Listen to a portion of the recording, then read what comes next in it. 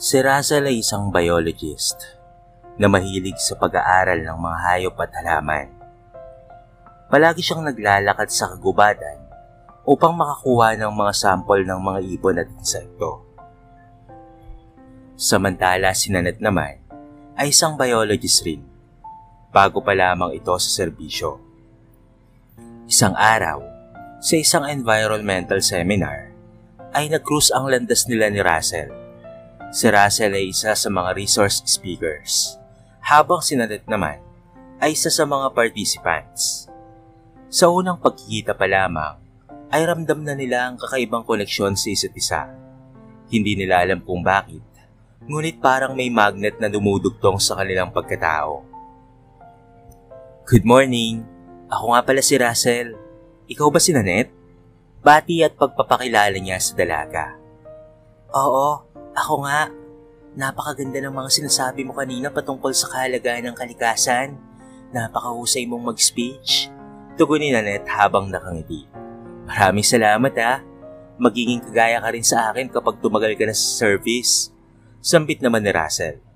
Mula noon, ay naging magkaibigan sila at palagi silang magkasama sa mga environmental activities. Sa tuwing magkasama sila, ay nagiging masigla ang kanilang mga araw.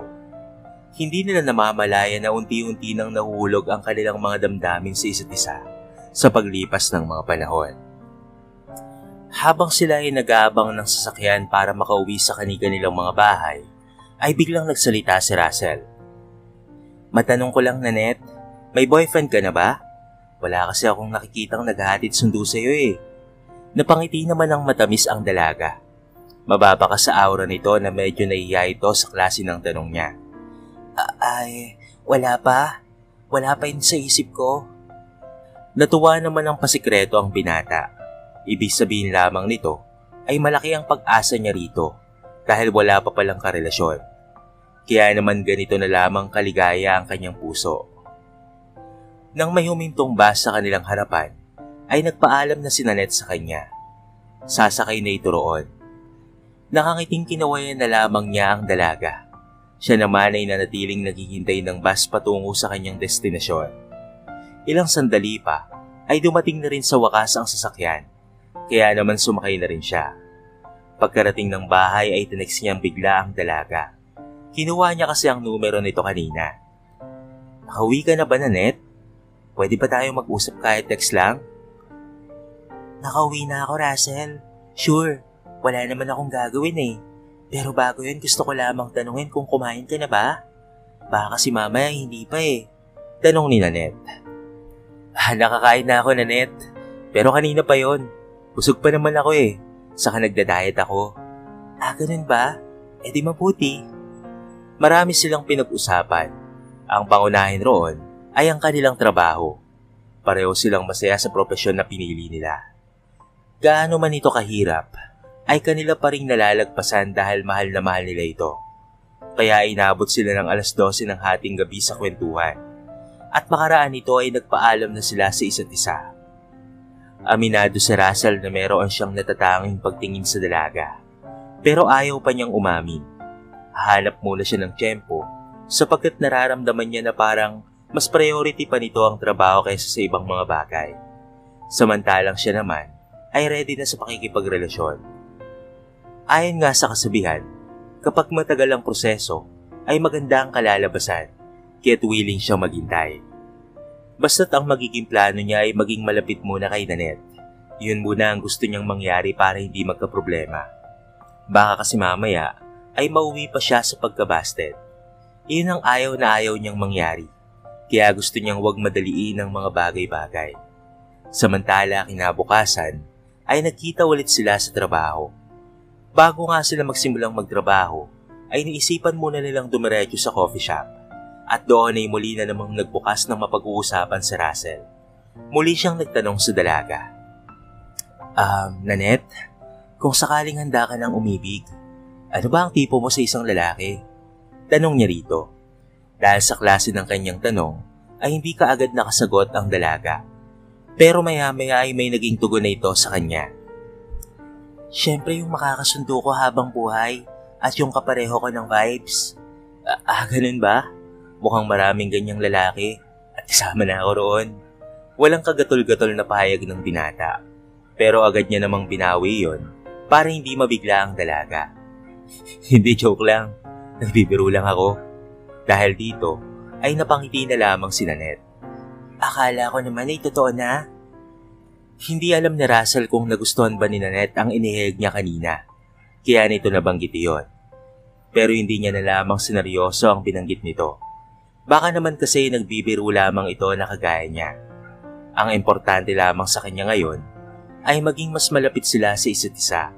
Yung wala ng asiwaan at puro banding na lamang na may halong biruan. Masaya si Russell kapag kasama si Nanette. Siguro ay hindi niya kakayanin kapag ito ay nawala sa kanyang piling. Ganito kasi ang klase ng mga ideal girl niya. Mahalaga sa kanya si Nanette. Kit gagawin niya ang lahat mapasaya lamang ito.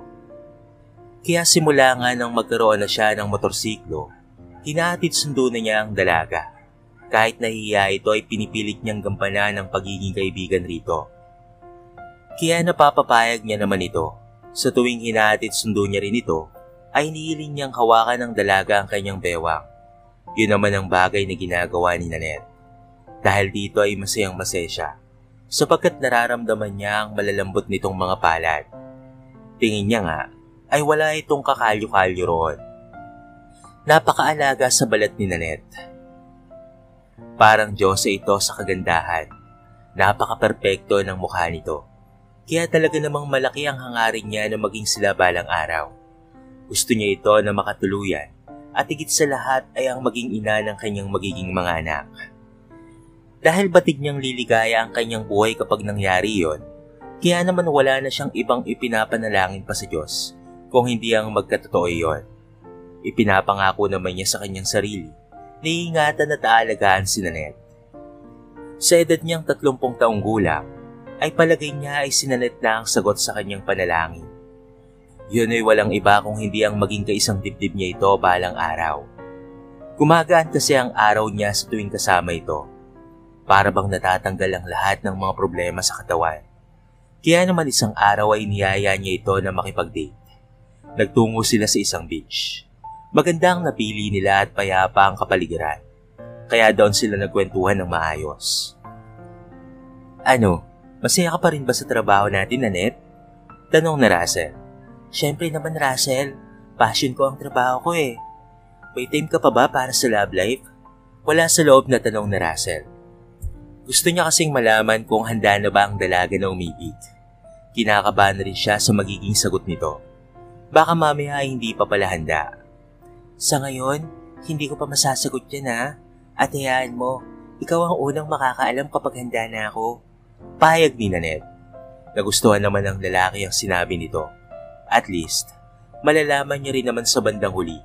Hindi siya maghihintay sa wala. Dahil dito ay nagagalak siya na malaman niyon. Sige, sabi mo yun ha. Hihintayin ko yan. Tugon naman ni Russell. Nabigla naman siya sa naging tanong sa kanya ng babae. Bakit mo nga pala gustong malaman? Maliligaw ka ano? Dahil sa sinabi nito, ay biglang natameme ang binata. Hindi niya alam kung ano ang idadahilan niya. Maya-maya pa ay nasagot niya na rin naman ang dalaga. Hindi ba kaibigan mo ko? Siguro naman ay karapatan ko ring malaman kung kailan ka magkaka-boyfriend, hindi ba? Pabirong pahayag ni Russell. Abay, syempre naman. Kaya nga sasabihin ko rin sa'yo kung kailan handa na akong umibig. Gaya nga ng sinabi ko, ikaw ang unang makakaalam ng patungkol roon. Dahil dito, ay napangiti na rin si Russell. Samantala ay nagpatuloy na sila sa pag-enjoy sa beach. Naligo sila sa dagat at syempre ay nagpiknik. Masayang masaya sila sa araw na iyon. Natuwa sila dahil hindi masama ang panahon. Napakaaliwalas ng kapaligiran. Kamusta Nanette? Nag-enjoy ka ba talaga ngayon? Excited naman ako sa gagawin nating activity ngayon. Oo, Russell. Sabi mo rin kasi kanina ay magiging masaya ito eh. Oo naman. Siguradong mag-enjoy tayo. Tara na, simulan na natin. Yun ba talaga ang gagawin natin? Oo, maglalaro tayo ng beach volleyball. Gusto mo yun, hindi ba? Sige, game ako dyan. Pero siguraduhin lang natin na huwag itong siseryosohin ha. Baka mamaya ay magkapikunan tayo eh. Magiging sport naman ako eh.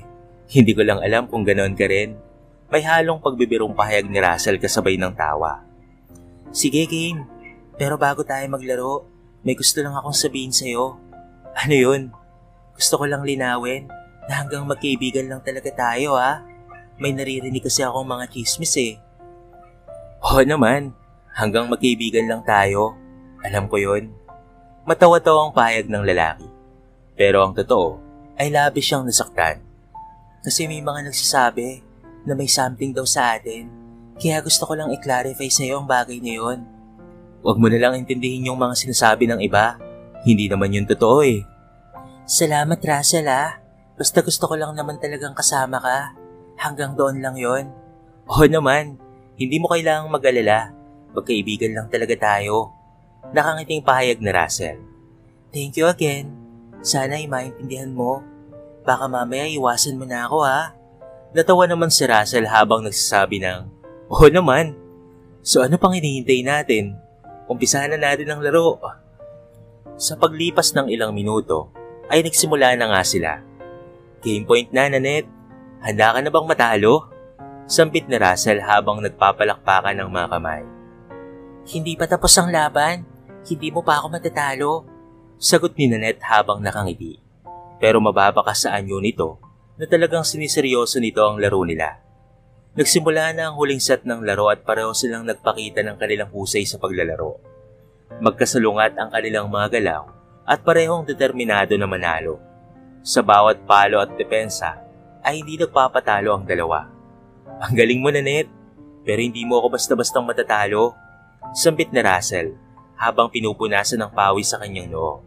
Talaga bang matatalo mo ako, Russell ha? Tignan natin kung sino ang mas magaling sa ating dalawa. Sagot naman ito na may kasamang ngiti. Sa huling palo ng bola, nakuha ni Nanette ang puntos at siya ang nagwagi sa laro. Ngunit sa halip na magalak, biglang nagbago ang ekspresyon sa kanyang mukha. Ano bang nangyayari, Nanette? Bakit parang hindi ka masaya sa pagkapanalo mo? Nag-aalalang tanong na Russell. Russell, meron akong nakitang kakaiba kanina habang naglalaro tayo. May isang lalaki na patago tayong pinagmamasdan mula sa malayo. Sambit ni Nanette at halata ang takot sa kanyang boses. Anong sinasabi mo, Nanette? Tandaan mo na wala namang tayong kakilala rito. Sino ba ang tao na yun? Tanong na Russell na naguguluhan sa sinasabi ng kaibigan. Oo, alam ko. Wala naman tayong kakilala rito. Pero hindi ko may paliwanag kung bakit meron akong nararamdaman na hindi maganda ngayon. Parang merong masamang mangyayari. Sagot ni Nanette. Nagpatuloy ang dalawa sa kanilang pag-uusap habang sila ay naglalakad papalayo sa beach. Biglang may narinig silang malakas na ingay mula sa malayo. Ano yun, Russell? Parang merong tao na sumisigaw. Natatarantang sambit ni Nanette. Tumakbo sila papalayo at nang makarating sa pinagmumula ng ingay, nakita nila ang isang lalaking nakahandusay sa buhanginan. Agad silang lumapit at tinanong kung ano ang nangyari. Anong nangyari sa'yo? Bakit ka nandito mag-isa? Tanong na Russell sa lalaki. Meron akong nakitang kakaiba kanina habang naglalaro kayo. May isang lalaki na may hawak na patalim at para bang handa na kayong saktan. Pero nung lalapit na siya, ako naman ang nakita niya at hinabol niya ako. Kaya tumakbo ako pero nadapilok ako ng bato at nang madapa na ako ay naumpog sa malaking bato ang tuhod ko. Sagot ng lalaki. Nagulat ang magkaibigan sa narinig nila at agad silang nagtulungan na dalhin ang lalaki sa pinakamalapit na pulisya. Pagdating sa istasyon, ay binahagi ng lalaki ang kanyang naranasan at nagpasalamat sa tulong ng magkaibigan. Salamat sa inyong tulong, Russell at Nanette. Hindi ko alam kung anong mangyayari sa akin kung hindi dahil sa inyo. Sambit ng lalaki. Walang anuman yun, bro. Basta't ligtas ka na ngayon. Yun ang importante. Nakangiting pahayag ni Russell. Dinala niya rin ito sa ospital para magamot ang pilay. Matapos ang aksidente, ay nagtuloy-tuloy pa rin ang magkaibigan sa kanilang paglalaro ng beach volleyball. Meron kasing nagro-ronda ng mga pulis roon, kaya't naging kampante na sila. Ngunit sa bawat laro, hindi na nila malilimutan ang pangyayaring iyon na nagdala sa kanila ng takot at pangamba. Siguro yung tinutukoy mo kanina na lalaki na nagmamasid sa atin ay yung lalaki rin na naghabol roon sa isa pang lalaki. Ang ipinagtataka ko lang ay bakit may balak siyang kitilin ang buhay natin. Payag ni Russell noong matapos na silang maglaro. Abay malay ko, pero sa palagay ko, mukhang may sakit sa pag-iisip ang tao na yon. Sobra talaga siyang nakakatakot. Payag ni Nanette. Bakas pa rin sa kanyang mukha ang matinding pagkabalisa ng dahil sa nangyari. Isang araw, biglang pumasok si Nanette sa trabaho nila na tila problemado. Makikita sa kanyang mga mata na ganoon ang nararamdaman nito. Russell, may sasabihin ako sa'yo. Ani ni Nanette noong magkaroon sila ng pagkakataon na makapag-usap. Ano yun, Nanette? May naliligaw kasi sa akin. Isa siyang owner ng isang restaurant sa Maynila. Hindi ko alam kung pagbibigyan ko siyang manligaw o hindi. Paliwanag ni Nanette. Parang nahihirapan itong magdesisyon.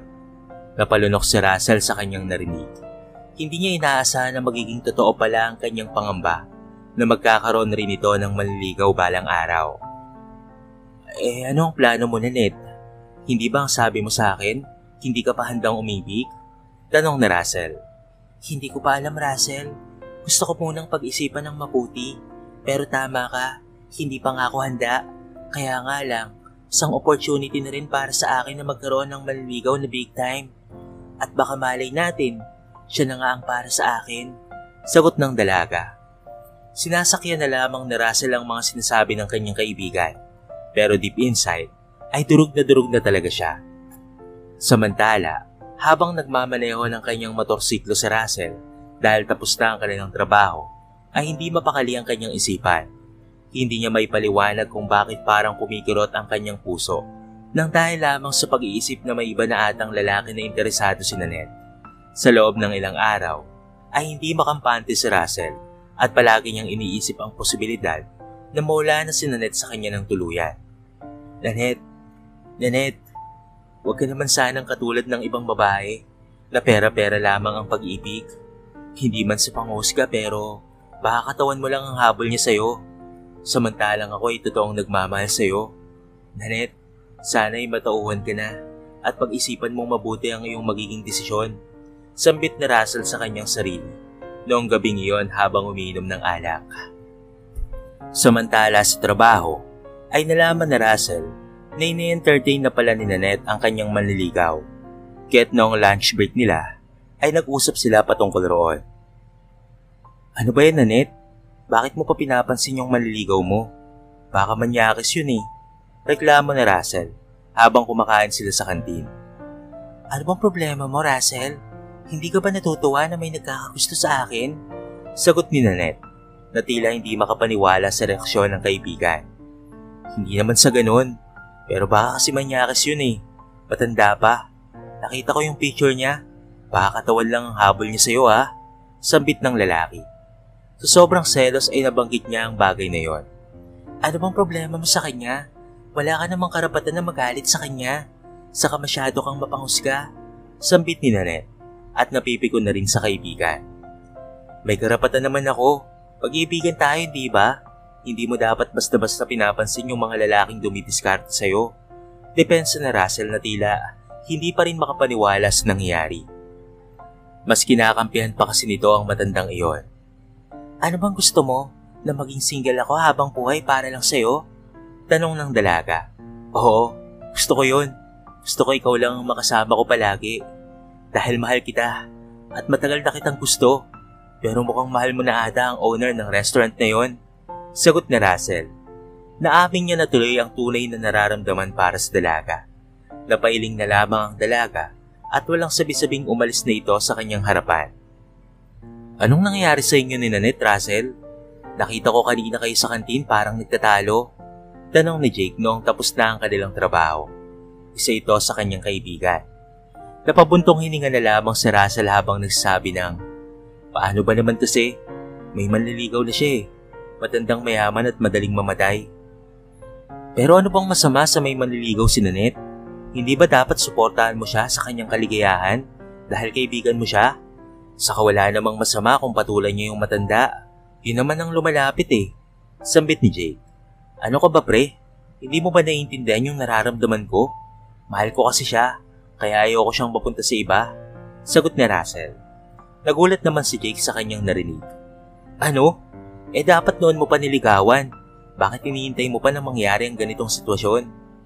Inaamin ko naman sa sarili ko na kasalanan ko yun, pre. Masyado akong torpe at natatakot na mabasted.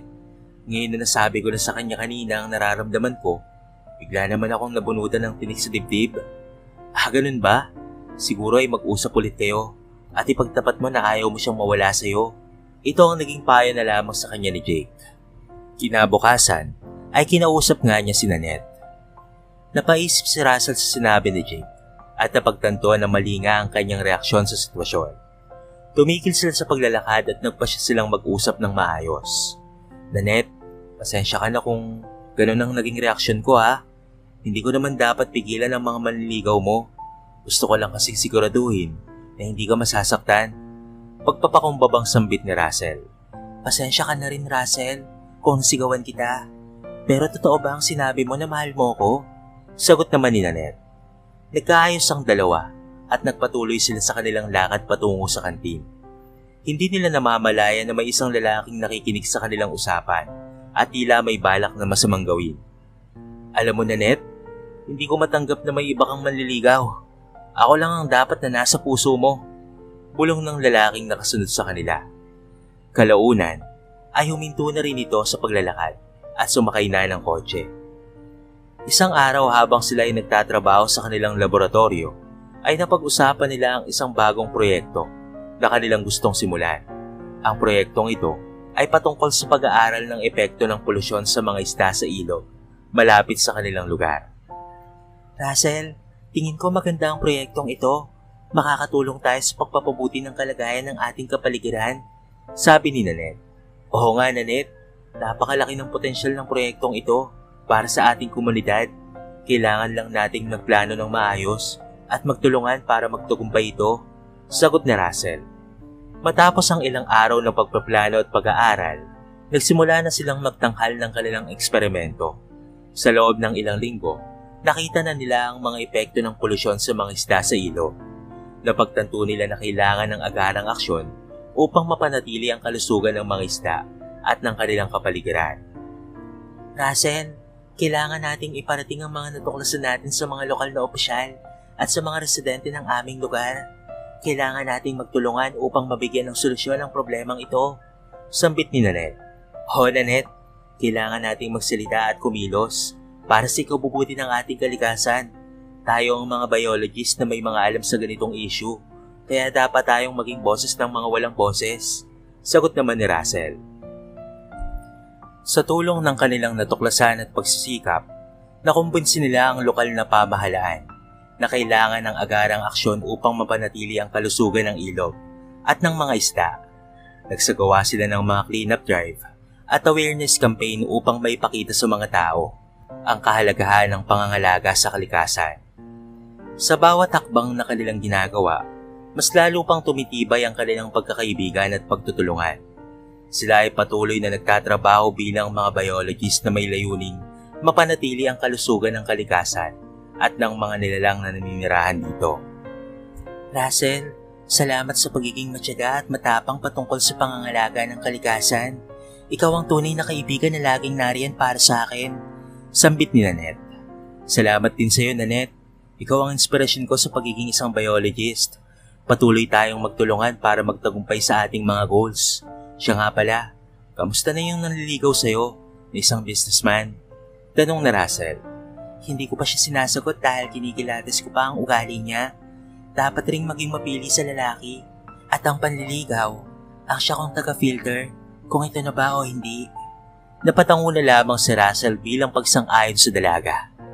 Sa huli, ang magkaibigang biologist na sina Nanette at Russell ay patuloy na nagtatrabaho at nagtutulungan upang mapanatili ang kalusugan ng kalikasan at ng mga nilalang na naninirahan dito. Ang kanilang pagkakaibigan at dedikasyon sa kanilang propesyon ang nagbibigay inspirasyon sa iba na maging boses ng kalikasan at magtulungan para sa ikabubuti ng ating mundo. Isang araw, habang sila ay naglalakad sa gubat upang magkaroon ng bagong pag-aaral, napag-usapan nila ang kanilang mga pangarap at ambisyon sa kanilang propesyon. Gusto ko pa sanang mas papalalim ang ating kaalaman sa mga hayop at halaman dito sa ating bayan, sambit ni Russell. Tama ka, marami pa tayong pwedeng gawin para mapalawak ang ating kaalaman. at makatulong sa pagpapabuti ng kalikasan dito sa ating lugar, sambit ni Nanette.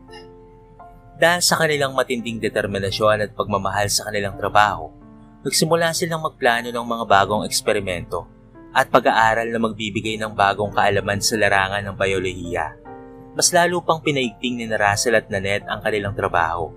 Sa kanilang mga pag-aaral, natuklasan nila ang mga bagong uri ng halaman at hayop na hindi pa natutuklasan ng marami. Nakatulong rin sila sa pagpapalaganap ng kaalaman sa pangangalaga sa kalikasan sa kanilang lugar. Samantala, nang magampanan na ni Russell ang trabaho bilang biologist, naisipan niya na magbago muna ng trabaho. Nag-resign siya bilang biologist. Sa isang maliit na kumpanya sa Makati, nagtatrabaho naman si Russell bilang isang graphic designer. Siya ay isang magaling at masipag na empleyado na laging nagbibigay ng magandang output sa kanyang mga trabaho. Ngunit sa kabila ng kanyang kausayan, ay may isang bagay na naging hadlang sa kanyang pag-unlad sa kanyang karir. Ito ay walang iba kung hindi ang kanyang labis na pagmamahal kay Nanette. Nalaman niya kasi na hindi tuluyang sinagot ng dalaga ang manliligaw na matanda. At dahil roon, ay mas lalo niya pa itong minahal. Araw-araw niyang naiisip si Nanette. Nariyang palagi lamang siyang nag-half day sa trabaho para makadate ang dalaga. Isang araw habang nasa trabaho, ay biglang dumating ang boss ng kumpanya. "Russell, may kailangan tayong pag-usapan," sabi ng boss. Agad na nagtaka si Russell at sumunod sa kanyang boss sa opisina. "Russell, alam kong magaling ka sa trabaho mo. Mahusay ang mga performance mo. Ngunit may isang bagay na hindi maganda na nangyari sa'yo." "Ano po yun, sir?" Kabadong tanong ni Russell. Napailing ang matandang lalaki habang nisasabi ng, "Palagi kang nag-half day. Ngayon ay hindi na kita hayaang umulit pa. Ano bang nangyari sa'yo, ha? Tinatamad ka na bang magtrabaho?" Tanong nito sa kanya. "Hindi naman sa ganun, sir. Sige po, hayaan nyo. Hindi na po ako mag-half day." Paliwanag ni Russell. Napangiti naman ang kanyang boss. "Siguraduhin mo lang, Russell, ha?" Noong nasa bahay na si Russell, ay napaisip siya ng malalim. "Ay nako, nang dahil sa matindi kong pagkahibang kay Nanette, palagi na lamang akong nag-half day.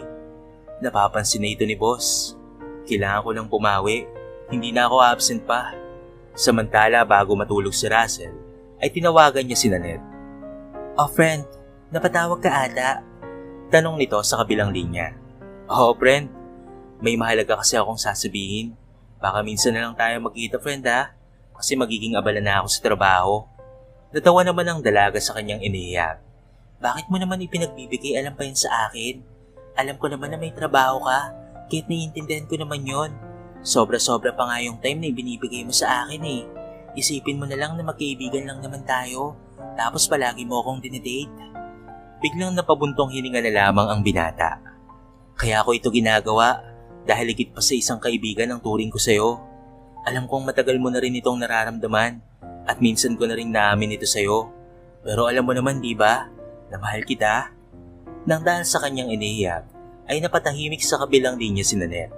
Labis namang nabahala si Russell. Natatakot siya na baka hindi nito nagustuhan ang kanyang iniiyak. "Nanette, ayos ka lang ba? Hindi naman siguro masama ang umibig sa'yo, hindi ba?" Payag ni Russell. Inabot ulit ng ilang segundo bago sumagot si Nanette. "Bali na mahalin mo ako. At ano ang mali roon, Nanette? Binata naman ako samantalang ikaw ay dalaga pa." Nagtatakang tanong ni Russell. "Hindi pa sa ngayon pero alam kong maiintindihan mo rin balang araw." Seryosong payag nito sabay baba sa kanya ng telepono. Ano kayang problema ni Nanette? At anong ibig sabihin ng kanyang sinabi? Nagugulang ang payag ni Russell sa kanyang sarili. Samantala sa kabilang dako, matatagpuan si Nanette sa CR. Nakaharap siya sa salamin habang tumutulo ang luha sa mga mata. "Oh Russell, kung alam mo lang yung pinupunto ko, alam kong iiwasan mo ako at panditirihan na ako ay yung maging kaibigan." Sabik niya sa sarili. Samantala, ilang linggo namang hindi nagkita si Russell at Nanette. Hanggang sa dumating ang panahon, natuloy nang namiss ng binata ang dalaga. Siya na mismo ang nagtungo sa bahay nito.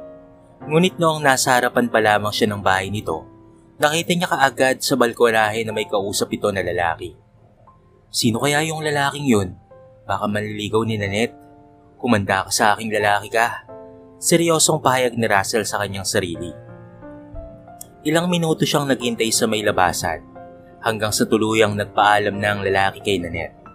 Noong nasa labasan na ito, ay sinugod at sinapak ito ni Russell sa muka. Lumagapak ang lalaki sa lupa. "Bakit mo naman ako sinapak? Sino ka ba ha?" Nagtatakang tanong ng lalaki habang hawak ang pisngi na sinuntok niya. "Lubayan mo na si Nanette dahil akin lang siya. Ano bang sinasabi mo, pre?" Mahinahong pahayag ng lalaki at tumayo na ito. Dahil sa nangyayaring komosyon, ay lumabas si Nanette. "OMG, anong ginawa mo kay Doc Alvin?" Napakunot ang noon na Russell. Ano ka mo? Doc? As in doktor? Manliligaw mo ba ang doktor na yan? Sa itsura pa lamang yan, mukhang manyakis na eh. Huwag kang magtitiwala sa taong yan." Nang dahil sa labis na selos, ay nakapagsalita na ng ganoon ang binata. "Ano bang pinagsasabi mo? Manahimik ka nga, Russell. Pasyente niya ako at isa siyang psychiatrist." Dahil dito, ay biglang nagulantang si Russell sa narinig. Napaisip si Russell. Sa loob-loob niya, mukhang may pinagdaraanan ng dalaga, kaya ito nagpapatingin sa ganitong klase ng doktor. "Teka, nadidipres ka na ba, Nanette?" Tanong na Russell. "Oo, nakakahiya kay Doc Alvin. Bakit sinuntok mo siya?" Humingi ng tawad si Nanette sa ginawa ng binata sa doktor. Pinalagpas na lamang iyon ni Doc Alvin. Samantala si Russell ay hindi binababa ang kanyang pride. Kahit nakasakit na siya ng tao, hindi siya humingi ng tawad. Nakalis na lamang ang doktor na hindi niya ginawa yon. "Russell, bakit mo naman ginawa yon? Masyado kang bastos para suntukin ng doktor. Basta-basta mo na lamang ginawa yon. Saka bakit ka nagsiselos? Tayo ba? Kung umasta ka ay parang boyfriend kita eh." Galit na pahayag ng dalaga. "Pasensya ka na. Humingi ako ng tawad sa nangyari. Alam mo naman na mahal kita eh. At hindi nga tayo. Pero hindi ko talaga mapigilan ang selos ko." "Ay nako, mabuti na lang ay maunawain si Doc Alvin at mahina lang ang suntok mo kanina. Sabihin mo na lang sa doktor na yun na pasensya na. Humingi ako ng tawad. Nadala lang talaga ako ng emosyon ko kaya ako nagawa yun. Siya nga pala, bakit ka nga pala nagpapatingin sa psychiatrist, Nanette? Anong meron?" Tanong niya rito. "Gusto mong malaman? Pwes, huwag kang mapipikla ha." Pahayag ni Nanette. Nagsimula na itong magkwento. Nagulantang naman si Russell sa kanyang narinig. "Ano ka mo? Isa kang rape victim noong pagkabata mo? At hanggang ngayon ay dala-dala mo pa rin ang trauma na yon?" "Oo, rape victim ako. Ito ang dahilan kung bakit ayaw kong makipagrelasyon. Ayoko na malaman ng magiging boyfriend ko na sira na ang puri ko. Natatakot akong iwanan sa ere." Malungkot na pahayag ni Nanette. Nalaman ni Russell sa kanilang pag-uusap ni Nanette na hindi niya raw kilala ang kumahasa sa kanya noong bata pa siya. Pero nakakasigurado siya at naaalala pa rin niya ang tattoo nito sa likod.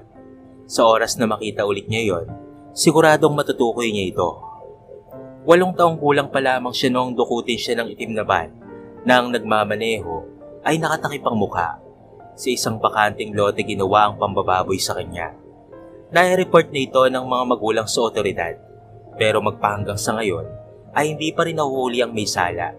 Matapos ang kanilang pag-uusap, umuwi na si Russell. Awang-awa siya kay Nanette. Pero sa kabila ng lahat ng nalaman niya, hindi nagbago ang pagmamahal niya para sa dalaga. Ngunit isang araw, may nangyaring trahedya sa kanilang lugar. Isang malakas na bagyo ang dumating at nagdulot ng malawakang pagbaha sa kanilang lugar. Maraming tao ang nangangailangan ng tulong at isa sa mga naapektuhan ay ang pamilya ni Nanette. Mabuti na lamang ay may bangka si Russell, kaya kahit na isa sila sa mga naapektuhan ng baha, ay nakaligtas sila. Naisalba rin ng ilang mga mahalagang gamit. Nang maihatid niya ang pamilya sa evacuation center, bumalik sa may baha si Russell, sakay ng kanyang bangka para iligtas sila ni Nanette. Natanaw niya nga na nakasampan na sa bubungan ng bahay ang pamilya nito. "Nanette, sumakay na kayo rito. Kasya tayo rito." "Maraming salamat. Mabuti at dumating ka." Maluhalo ang payag ni Nanette. Inalalayan pa ni Russell ang pamilya ni Nanette at syempre kasama na ang dalaga. Naisakay niya naman ang mga ito ng ligtas sa kanyang bangka. Nang maihatid na ni Russell ang pamilya nito, biglang nagsalita si Nanette. "Russell, kailangan nating matulungan ang ibang mga residente. Hindi natin pwedeng hayaan na malagay sa panganib ang mga tao nang dahil lamang sa baha at bagyo. Bigla namang napakunot ang noo ni Russell. Teka, hindi ka ba sasama sa pamilya mo sa evacuation center? Tanong niya rito. Hindi, sasama kasi ako sa'yo. Tutulong tayo sa mga kalugar natin. Kawawa naman sila eh. Buong sigasig na payag ng babae. Sige, kung yan ang gusto mo. Pero basta kumapit ka lang sa bangka ha. Hindi ko mapapatawad ang sarili ko kapag may nangyaring hindi maganda sa'yo. Oo, noted. Huwag kang mag-alala. Tugon ni Nanette. Sa pamamagitan ng kanilang pagtutulungan, nakatulong sila sa mga naapektuhan ng bagyo. Sa bawat sandali ng pagtulong, unti-unti ring nagbabalik ang dating samahan at pagkakaibigan ni Russell at Nanette. Nawala na ang tampo ng dalaga ng dahil sa inasta ng binata noong nakaraan. Russell, maraming salamat talaga sa pagtulong mo sa amin ha. Hindi ko alam kung paano kami makakaligtas noon kung wala ka. Sambit ni Nanette. Walang anuman yun, Nanette. Talik tayong magkaibigan. Kaya't dapat ay magkasanggang dikit tayo. Nakangiting tugon ni Russell.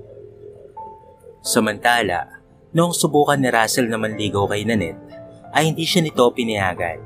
At sali pa nga ay nagalit ito at hindi na nakipagkaibigan sa kanya. Nabastat si Russell kay Nanette. Bakit mo naman ako iiwan bilang kaibigan? Nang dahil lang ba sa susubukan ko sanang manligaw, ay nagkakaganyan ka na?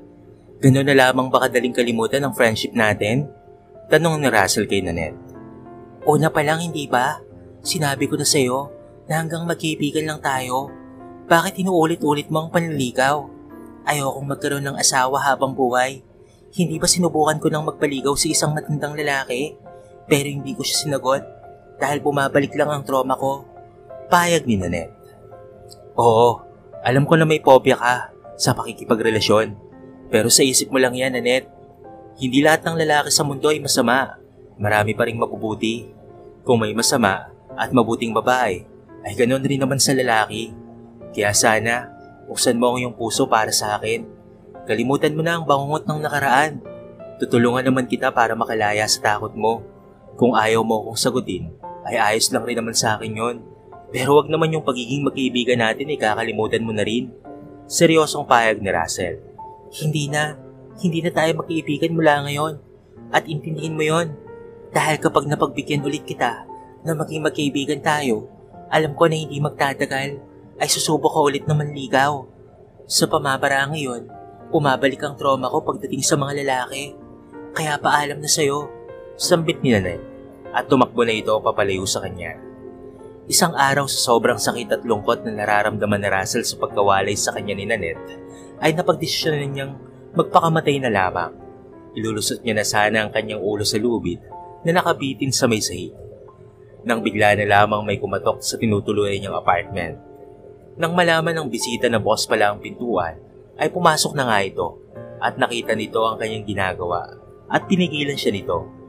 Nalaman niya na si Jake pala ang dumating na isa sa kanyang kaibigan. Russell, ano bang naisip mo ha? Hindi ito ang solusyon sa problema mo. Hindi ito ang tamang paraan para makalimutan mo si Nanette. Sambit ni Jake. Jake, wala na akong pag-asa. Hindi niya ako mahal at hindi niya ako pinapansin kahit maging magkaibigan lang ulit kami gaya ng dati. Hindi ko na kaya. Sagot ni Russell habang umiiyak.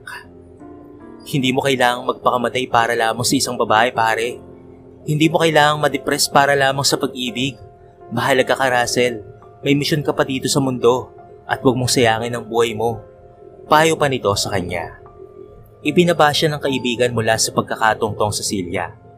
Nang mangyari yon, dito niya na lamang nailabas ang luha sa kanyang mga mata. Samantala sa payo at suporta ng kanyang kaibigan, ay unti-unti nang nagbago ang pananaw ni Russell sa buhay. Na-realize niya na hindi dapat isuko ang kanyang buhay dahil lamang sa isang babae. Natutunan niyang mahalin at respetuhin ang kanyang sarili. Jake, maraming salamat sa pagtulong sa akin ha. Hindi ko alam kung paano kita mapapasalamatan. Nabuhayan ako sa mga payo mo. Sambit ni Russell noong tuluyan na nga siyang nakamove on. Wala yun pare. Basta't palagi mong aalalahanin na sa bawat pagsubok na darating sa buhay mo, ay tumawag ka lamang sa Panginoong Diyos ng taos-puso at asahan mong malalagpasan mo rin ang lahat ng dilubyo at mapapalitan ng pag-asa. Sambit naman ng kaibigan. Mula noon ay nagbago na ang takbo ng buhay ni Russell. Hindi niya na hinahayaan na ang pag-ibig ang magdikta sa kanyang buhay. Pero hindi niya inaasahan na sa paglipas lamang ng ilang panahon ay magiging magkaibigan ulit sila ni Nanette. Ito na kasi ang lumapit sa kanya at humingi ng kapatawaran. At dahil hindi pa rin nawawala ang nararamdaman niya sa babae, ay pinatawad niya na ito. Nagkapatawaran sila at nanumbalik ang turingan nila sa isa't isa. Samantala habang nagmamaneho si Russell ng kanyang motorsiklo pauwi sa kanila matapos ang isang mahabang araw sa trabaho, kaangkas niya rin ang kanyang kaibigang si Nanette na nagbabalak mag-overnight sa kanilang bahay sapagkat anniversary ng kasal ng mga magulang ni Russell at magkakaroon doon ng handaan.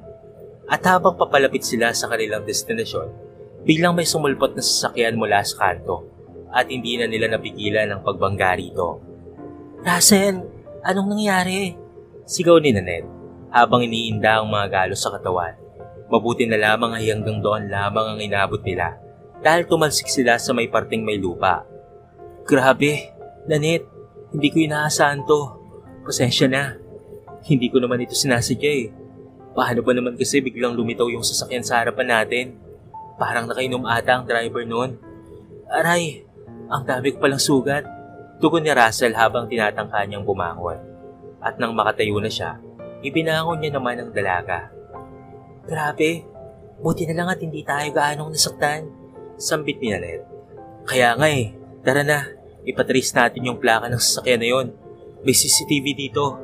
At alam kong nakuha na niyo ng footage. Siguradong makikita ang plaka," sambit ni Russell. Agad naman silang pumunta sa pinakamalapit na police station para ipaalam ang insidente. Matapos ang ilang minutong pagtutok sa CCTV footage, natukoy nila ang may-ari ng sasakyan na nakabangga sa kanila. Agad namang nagtrabaho ang mga pulis at makaraan ng ilang oras ay meron ng balita sa kanila ang mga pulis patungkol roon. "Sir, nahuli na po namin yung may-ari ng sasakyan na yon. Pumunta na lamang po kayo sa presinto para mag-file ng kaso," sambit ng pulis sa kabilang linya. Siya nga pala, nakauwi na rin sila sa bahay noon at nagamot na rin ang mga natamo nilang galos. Nang makarating sila sa presinto, doon nila nakita ang lalaking may-ari ng sasakyan na nakabangga sa kanila. Wala itong pang-itaas na damit. Napakalakas ng tibok ng puso ni Nanette nang makita niya ang lalaking iyon. "Ano bang problema niyo ha? Bakit niyo ako dinala dito?" Tanong ng lalaki. Halata sa boses nito ang pagkalasing. "Kasi ikaw yung bumangga sa amin kanina at hindi lang yun ang dahilan kung bakit ka dapat makulong," sagot ni Russell habang tinititigan ng lalaki. Napalunok na lamang si Nanette nang marinig ang sinabi ni Russell. "Ano bang ibig mong sabihin, Russell? Siya yung lalaking nanggaasa sa iyo noong bata ka pa, Nanette. At alam ko yun dahil may tattoo siya sa likod. Nakaparehong kapareho ng tattoo na sinabi mo sa akin," paliwanag ni Russell habang tinititigan ng lalaki. Napakalakas ng hagulgol ni Nanette nang marinig ang sinabi ng kaibigan. Hindi niya inaasahan na makikita niya muli ang lalaking iyon matapos ang napakahabang panahon. Hindi rin pala nito matatakasan ng masamang ginawa. "Anong kaguluhan yan? Wala akong ginagawang masama sa kanya," depensa ng lalaki. "Isa kang sinunghaling hayop ka. Demonyo ka. Natatandaan ko pa ang ginawa mo sa akin noong bata pa ako. Pinaboy mo ako. Napaka-demonyo mo. At ngayon, hindi ka makakatakas sa batas. Mabubulo ka sa bilangguang hayop ka," sigaw ni Nanette habang umiiyak. Susugurin pa sana niya ang matandang lalaki, ngunit pinigilan siya ng mga pulis. Kahit si Russell ay gustong-gustong basagin ang pagmumukha nito. Parehong nag-aalab sa puot ang kanilang mga mata. Matapos ang mahabang pag-uusap at investigasyon, ay napatawa na rin ang kaparusahan ng lalaki sa kanyang mga kasalanan. Nang makalabas sila sa presinto, ay napaluha na lamang si Nanette sa tuwa at satisfaction. "Russell, maraming salamat sa pagtulong mo sa akin ha. Hindi ko alam kung paano ko ito malalampasan kung wala ka." Pasasalamat ng dalaga. "Walang anuman yun. Saka nagkataon lang na nakita ko ang tattoo sa kanyang likuran. Kaibigan kita at handa akong tumulong sa iyo anumang oras. Ngayon, tiyak na mapapanatag na ang loob mo dahil mabubulok na sa bilangguan ng demonyong yon," sagot niya at nagkayakapan silang dalawa. Sa simula, hindi may paliwanag ni Nanette kung bakit hindi niya magawang magtiwala sa kahit na sino. Kahit kay Russell, ay wala siyang gaanong tiwala noon. Pero dahil sa kaibigan niyang ito, pilit niyang nilalabanan ng takot. Para kasi sa kanya, sa bawat galaw at salita ng ibang tao, tila bumabalik sa kanya ang bangungot ng nakaraan. Ang kanyang puso ay puno ng takot and at the same time ay puno rin ng lungkot na hindi may paliwanag. Ngunit isang araw nga, nagdesisyon na si Nanette na subukan ng tulong ng isang psychiatrist. Sa simula ay hindi komportable sa ideya ang pagbabahagi ng kanyang pinakamadilim na sikreto. Ngunit kapag nakakausap niya si Dr. Alvin ukol roon, ay unti-unti niyang nararamdaman ang pagbabago sa kanyang pang-araw-araw na buhay. Kaya nga muli siyang nakipagkaibigan kay Russell noong nagkaroon sila ng matinding samahan ng loob. Sa bawat sesyon, ay unti-unti niyang naibabahagi ang mga pangyayari sa kanyang nakaraan siyang nagdudulot ng trauma sa kanya. Sa tulong ni Dr. Alvin, natutunan ni Nanette na tanggapin at harapin ang kanyang mga takot sa buhay. Isang araw habang naglalakad sila na Russell, ay biglang bumuhos ang napakalakas na ulan. Sa pagkakataong ngayon, hindi niya nararamdaman ang takot sa pag-aalinlangan na dati pumabalot sa kanyang puso. Sa halip ay nararamdaman niya ay ang kaligayahan at kasiyahan sa piling ni Russell. Mahal kita, Nanette. Kalimutan mo na ang nakaraan. Nandito lang ako para sa'yo. Sambit ni Russell sabay hawak sa kanyang mga kamay. Sa sandaling iyon ay napagtanto ni Nanette na ang lahat ng takot at lungkot na kanyang dala mula sa kanyang nakaraan ay tuluyan nang napawi. Ang pagmamahal na Russell ay nagbigay sa kanya ng lakas at tapang upang harapin ang hinaharap ng may tiwala sa sarili.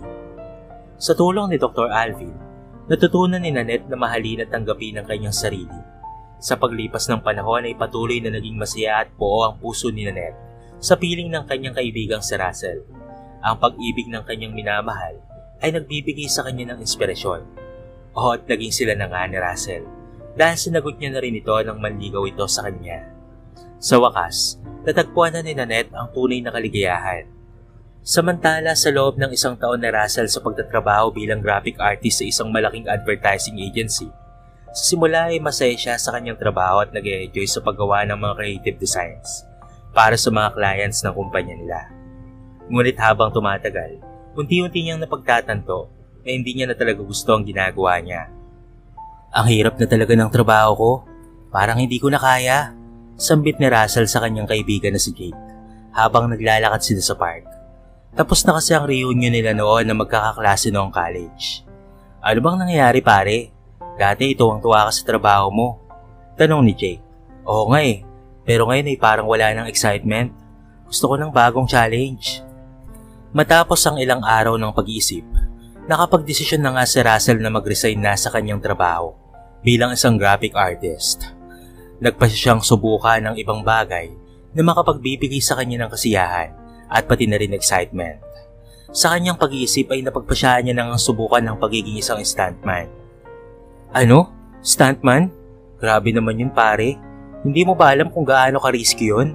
Sambit ni Jake nang malaman niya ang desisyon ni Russell. Oo, alam ko na risky yun. Pero gusto kong subukan. Gusto kong maramdaman ang adrenaline rush na hindi ko nararamdaman sa trabaho ko dati. Sa kabila ng pag-aalala ng kanyang kaibigan at pati na rin ng kanyang pamilya at lalo-lalo na ng kanyang nobyang si Nanette, ay tinuloy pa rin ni Russell ang kanyang desisyon. Nag-enroll siya sa isang stuntman training school at doon niya natutunan ng mga basic at advanced stunts na kailangan niyang gawin. Sa simula, hindi madali para kay Russell ang maging stuntman. Maraming beses siyang nadapa, nasugatan at nahirapan sa mga stunts na kailangan niyang gawin. Ngunit sa bawat pagsubok na kanyang hinaharap, lalo siyang nagiging matapang at determinado na matutunan ang lahat ng kailangan niyang malaman. Grabe pare, ang galing mo na talaga sa mga stunts. Akala ko hindi mo kakayanin eh. Pero eto ka ngayon, napaka-successful ni stuntman na. Sambit ni Jake nang makapanood siya ng isang live stunt show kung saan makasama si Russell. Isinama kasi siya para makita nito. Oo, sobrang saya ko ngayon.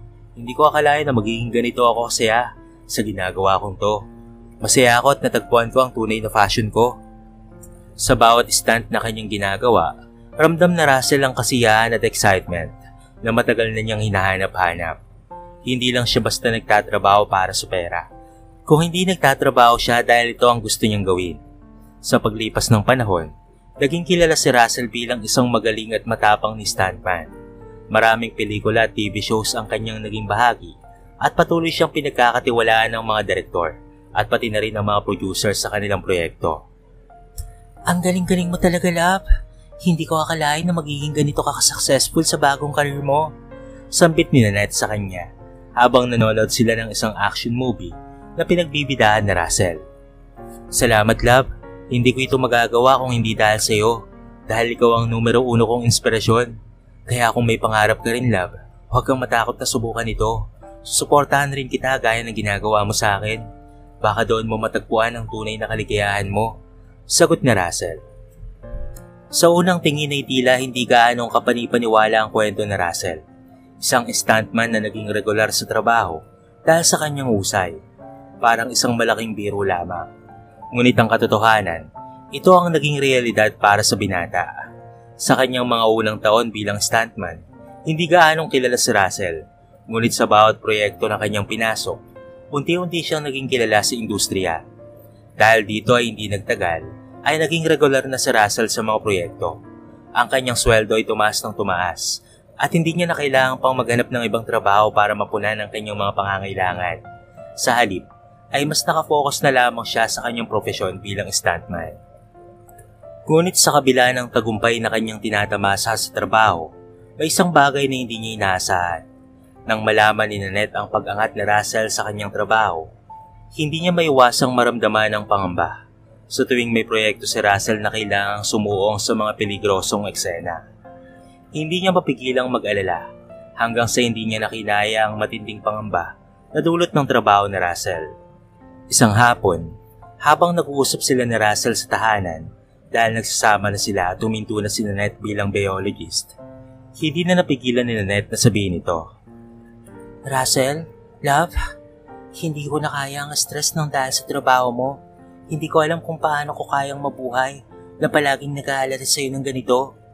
Napagtanto ni Russell ang bigat na nararamdaman ni Nanette.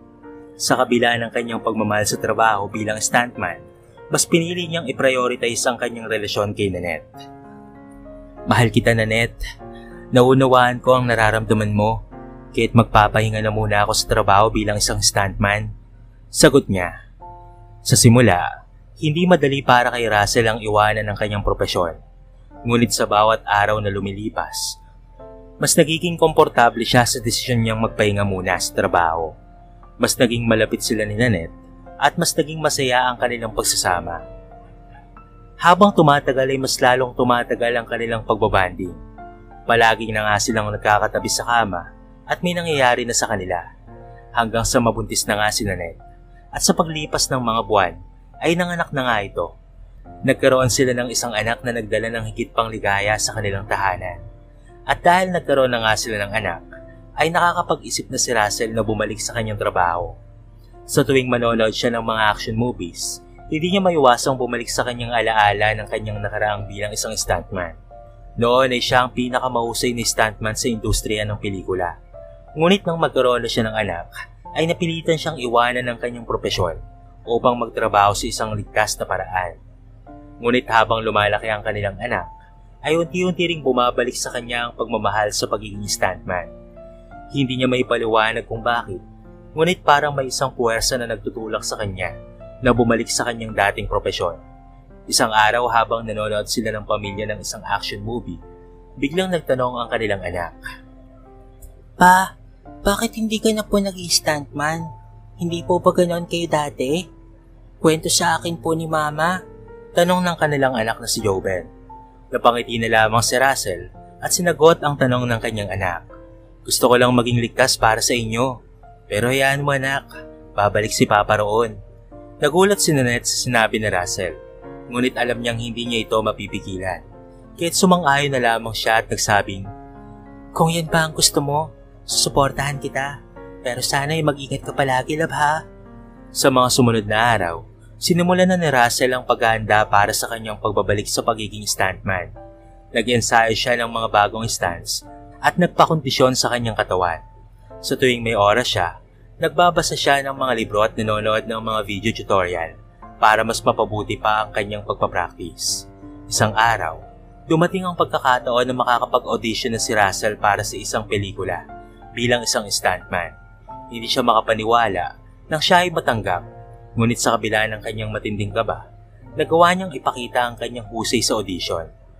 Nang matapos ang audition, Naghihintay si Russell sa resulta kasama si Nanette at pati na rin ang kanilang anak. Sinama niya kasi ang kanyang mag-ina. Hindi nila alam kung ano ang magiging resulta, ngunit handa silang tanggapin ang anumang kalalabasan. Sa huli ay tinawag si Russell upang sabihin na siya ay napili para sa pelikula. Nagdiwang ang puso ni Russell sa sobrang saya at nagpapasalamat sa pagkakataon na ibinigay sa kanya. Ngunit sa kabilang banda, hindi niya nakalimutan ang pangako niya sa kanyang pamilya na mag-iingat siya at babalik siya ng ligtas sa kanilang piling. Sa bawat instant na kanyang ginagawa, inspirasyon niya ang kanyang pamilya. Isang araw habang nasa kwarto si Russell, ay napagdesisyonan niyang mag-ipon ng pera upang mapag-aral ang kanilang anak na si Miguel sa isang pribadong paaralan. 7 taon na kasi ito ngayon. Alam ni Russell na mahalaga ang edukasyon para sa kinabukasan ng kanilang anak. Kaya naman nagpasya siyang maghanap ng ibang paraan upang makamit ang pangarap na ito. Anak, maganda ka nang lumipat ng school. Magdadagdag ako ng panibagong trabaho para makapag-aral ka sa private. Sambit ni Russell. Biglang sumabat naman si Nanette. Anong trabaho, Russell? Hindi ba't sapat na ang kinikita mo? Kailangan kong mag-ipon para sa kinabukasan ni Joven. Gusto kong mapag-aral siya sa magandang paaralan. Sa kabila ng pag-aalinlangan ni Nanette, sumang-ayon siya sa desisyon ni Russell. Nagsimula si Russell sa paghahanap ng ibang trabaho upang madagdagan ang kanilang kita. Sa kanyang pagiging determinado at matyagang pagtatrabaho, unti-unti ay nakakalikom si Russell ng sapat na pera upang mapag-aral si Joven sa isang pribadong paaralan. Sa paglipas ng mga buwan, ay unti-unti nang nagbago ang buhay ng pamilya ni Russell. Masaya silang nakikita ang pag-unlad ni Joven sa pag-aaral nito at ang pagiging mas maayos ng kanilang pamumuhay dahil doble na ang kanyang trabaho. Ngunit sa kabila ng lahat ng ito, hindi pa rin pinapabayaan ni Russell ang kanyang trabaho bilang isang stuntman. Isang araw habang nasa set si Russell para sa isang bagong proyekto, nangyari ang hindi inaasahan sa gitna ng isang delikadong eksena. Biglang nagkaproblema ang safety harness na kanyang ginagamit. Sa kabila ng kanyang mga kasanayan, hindi niya napigilan ang pagbagsak mula sa mataas na lugar. Nang malaman ni Nanette ang nangyari kay Russell, hindi niya napigilang umiyak sa takot at pangamba. Nagtungo kasi siya sa set na iyon. Ngunit sa kabila ng lahat, hindi siya sumuko. Sa tulong ng kanilang mga kaibigan at kapitbahay, nagpatuloy si Nanette sa pag-aalaga kay Russell habang sila ay nasa ospital. Naiwan ang kanilang anak sa mga kakilala. Sa paglipas ng mga araw ay unti-unti nang pumuti ang kalagayan ni Russell sa tulong ng kanyang pamilya at pati na rin ng kanyang mga kaibigan. Unti-unti siyang nakabangon mula sa trahedya na kanyang naranasan. Sa kabila ng lahat ng ito, hindi siya nawalan ng pag-asa at determinasyon na siya ay makabangong muli. Sa wakas, pagkatapos ng ilang buwan ng pagpapagaling, nakalabas na si Russell mula sa ospital. Sa kanyang pagbabalik sa kanilang tahanan, puno ng saya at pasasalamat ang kanyang pamilya. Mahal ko, maraming salamat sa pagmamahal at suporta mo sa akin. Hindi ko alam kung paano ko kayo mapapasalamatan, sabi ni Russell kay Nanette. Ngunit sa hindi inaasahang pangyayari, nang makabalik ulit si Russell bilang stuntman at habang nasa set, biglang sumabog ang gulong ng kanyang motor habang nasa ere siya na nagdulot ng malubhang pilay sa kanyang binti. Russell, anong nangyari sa'yo? Sigaw ni Nanette na agad namang tumakbo papunta sa kanya. Sumama kasi ito sa shoot na iyon upang manood. Love, huwag kang mag-alala, okay lang ako. Sagot na Russell habang hirap na hirap sa sakit. Agad na dinala ni Nanette si Russell sa pinakamalapit na ospital upang agarang maaksyonan ang kanyang sugat. Sa loob ng ilang araw, dumaan si Russell sa mga operasyon at pati na rin sa therapy upang maibalik ng normal ang paggalaw ng kanyang mga binti. Mahal, kaya mo yan. Magpakatatag ka lang, sabi ni Nanette habang hawak-hawak ang kamay ni Russell habang ito ay nasa therapy. Sa bawat araw na lumilipas, ay unti-unti nang bumabalik ang lakas at sigla ni Russell sa tulong at suporta na rin ni Nanette. Hindi siya sumuko sa pag-recover mula sa kanyang injury. Kahit gaano kasakit ang kanyang nararamdaman, ay kanya naman itong nakakayanan. Sa tuwing nagkakasama sila, palaging nariyan si Nanette upang magbigay ng inspirasyon at lakas para kay Russell. Mahal, salamat sa pagmamahal at suporta mo sa akin ha. Hindi ko alam kung paano ko ito kakayanin kung wala ka. Bulong na Russell kay Nanette. Mahal, hindi mo na kailangang magpasalamat dahil tungkulin ko ito bilang partner mo. Narito ako palagi para sa iyo dahil mahal na mahal kita. Sagot ni Nanette habang nakangiti. Sa pagtitiwala at pagmamahalan ni Russell at Nanette, unti-unti nakabangon si Russell mula sa kanyang pagkakalugmok. Sa tulong ng kanyang mahal sa buhay, natutunan niyang tanggapin ang kanyang pagkakamali at muling magpatuloy sa kanyang pangarap bilang isang stuntman. Siyempre, ang isang buwan rin niyang pagpapahinga bago bumalik. Kinakailangan pa kasi siyang makarecover. Nagpa-check up na siya sa doktor bago bumalik sa trabaho. Nakita naman na ayos na ang kanyang lagay at pwede nang sumabak ulit. Hanggang sa isang araw nga, napagpasya ni Nanette na mag-apply ng trabaho sa pinagtatrabahuan ng kanyang partner. Dahil mahusay na stuntman naman si Russell, may nagtiwala na ipasok ang babae bilang production stunt. Mula noon, ay naging magkatrabaho na silang dalawa. Isang araw habang naglalakad sila pa uwi matapos ang isang mahabang araw sa trabaho, biglang nagtanong si Russell kay Nanette, "Love, gusto mo bang magpakasal na tayo?" Nagulat si Nanette sa itananong na Russell, ngunit hindi niya ito tinanggihan. Sa halip, ay ngumiti lamang siya at sinabing, "Oh love, gusto kong maging asawa mo. Matagal ko nang gustong marinig yung galing sa'yo." Mula nito, nagsimula na nga ang kanilang paghahanda para sa kanilang kasal, sa tulong ng kanilang mga kaibigan at mga mahal sa buhay. Naging maganda at masaya ang kanilang kasal, ngunit sa kabila ng kanilang kaligayahan, alam ng dalawa na hindi sapat ang kanilang mga trabaho para sa kanilang magandang kinabukasan. Dahil dito, ay nagpasya silang magtulungan sa pagtatayo ng isang sariling negosyo. Sa tulong ng kanilang mga kaalaman at kakayahan, nagsimula silang magtayo ng isang maliit na negosyo na unti-unting lumalago at umunlad. Sa bandang huli, muling nabuntis si Nanette at nanganak. Kaya bukod kay Joven, ay nagkaroon na rin sila ng isa pang anak na nagngangalang Joanne. Si Joanne ay naging isang maganda at matalinong dalaga. Katulad din rin ito ng kanyang kuya. Mahilig siya sa pag-aaral at palaging nangunguna sa klase. Samantala si Joven naman ay isang gwapong binata na mahilig sa sports at musika. Pareho silang mahal na mahal ng kanilang mga magulang at handang gawin ang lahat para sa kanilang kinabukasan. Sa pagpasok ng dalawang magkapatid sa kolehiyo, naging mahirap para sa pamilya ang magbayad ng tuition fee nila at sa iba pang mga gastusin. Ngunit sa kabila ng mga pagsubok, hindi sumuko si Russell at pati na rin ang kanyang asawang si Nanette sa kanilang mga pangarap na mabigyan ng magandang edukasyon ang kanyang mga anak. Sa pamamagitan ng kanilang pagtutulungan, nagawa nilang makapagtapos si Joven sa kursong medisina, samantalang si Joanne naman ay kursong business administration. Nang makapagtapos na nga ang dalawang magkapatid, hindi lang ang kanilang mga magulang ang nagpasalamat sa kanilang tagumpay, kung hindi pati na rin sila mismo. Sa tuwing magkakasama sila, hindi nila mapigilang magbahagi ng kanilang mga karanasan at tagumpay sa isa't isa. "Kuya, maraming salamat ha. Kung hindi dahil sa pagkakaisa natin, hindi natin mararating ang tagumpay na ito," sambit ni Joanne kay Joven. "Siyempre, pamilya tayo kaya kailangang magtulungan at higit sa lahat, tulungan na rin natin ang sarili nating magtagumpay. Yun naman ang ating ginawa kaya pareho tayong pinalat na makapagtapos." Sa tuwing nag-uusap ang dalawang magkapatid, hindi nila nalilimutan na pasalamatan ang kanilang mga magulang sa lahat ng kanilang mga ginawa para sa kanilang kinabukasan. "Anak, hindi namin magagawa ito kung hindi dahil sa inyong pagsusumikap. Kayo ang aming inspirasyon sa lahat ng aming ginagawa," sabi ni Russell kina Joven at Joanne. "Pero hindi po namin ito mararating pa kung hindi dahil sa inyong pagmamahal at suporta. Kayo ang aming lakas at inspirasyon," sagot naman ni Joven. Sa kabila ng kanilang tagumpay, hindi nila makakalimutan ang mga aral na kanilang natutunan mula sa kanilang mga magulang. Ang pagtutulungan, pagmamahalan, at pagtitiwala sa isa't isa ang naging susi sa kanilang tagumpay. Sa bawat hakbang na kanilang ginagawa, lagi nilang daladala ang mga aral na ito upang patuloy na magtagumpay sa kanilang buhay. Sa uli, ang pagtutulungan ng mag-anak na ito ay nagdala sa kanila sa kanilang tagumpay.